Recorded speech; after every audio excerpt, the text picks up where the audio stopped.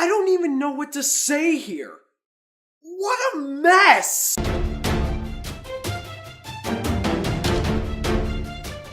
So Geostorm is the directorial debut of Dean Devlin, who's one of the producers for the Independence Day films. And in Geostorm, the satellite that the government uses to control the weather so we don't have any major natural disasters starts going haywire, so they send Gerard Butler up into space to see if he can try to fix it. Only thing is, he can't fix it, so natural disasters start happening again, and we might be seeing the end of the world.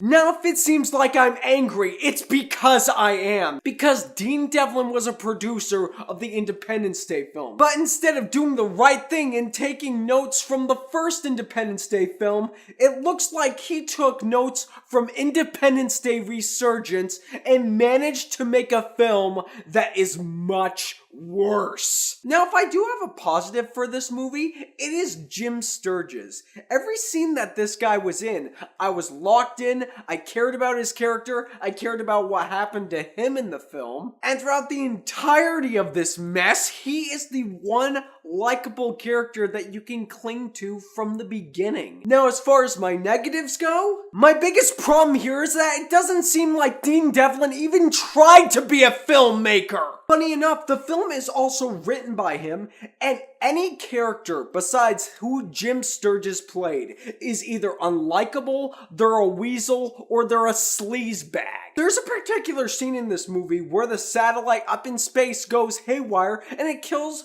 300 people inside of a small town. And the president and his little military group are deciding what they should do. And this president, who's played by Andy Garcia, decides that, hey, the election's right around the corner, so we don't want this situation getting out of the bag. Yeah, 300 people in a small town just died and all you care about is an election. That makes you... well, actually, that just makes you a regular politician, doesn't it? And like I said, if it was just Andy Garcia who was a sleazebag, I could deal with it.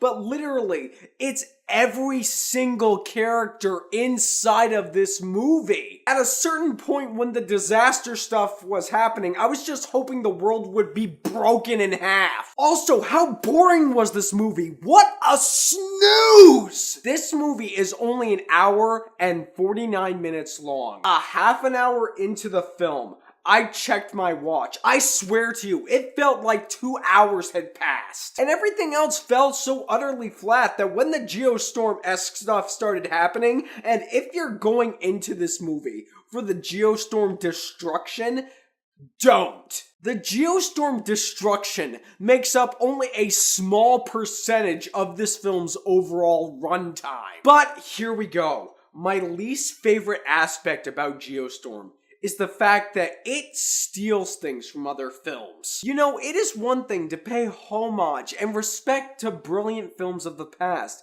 but then we get films like this where it literally takes musical beats, scenes, and elements from different other films without even trying to be creative. Beginning and not ending with Transformers, Star Trek, and Real Steel. And I should mention that that is only the tip of the iceberg of things that this film steals from other movies. Guys, there is no excuse for this kind of laziness, and I'm just about done talking about this. Geostorm is one of the worst movies of this year. It's one of the worst movies I have seen in a long time. Even though I did like Jim Sturgess in the movie, Geostorm is lazy, it's pathetic, it's boring, it's long, and it doesn't even try to be a cohesive film. And Geostorm, stay in your shorts!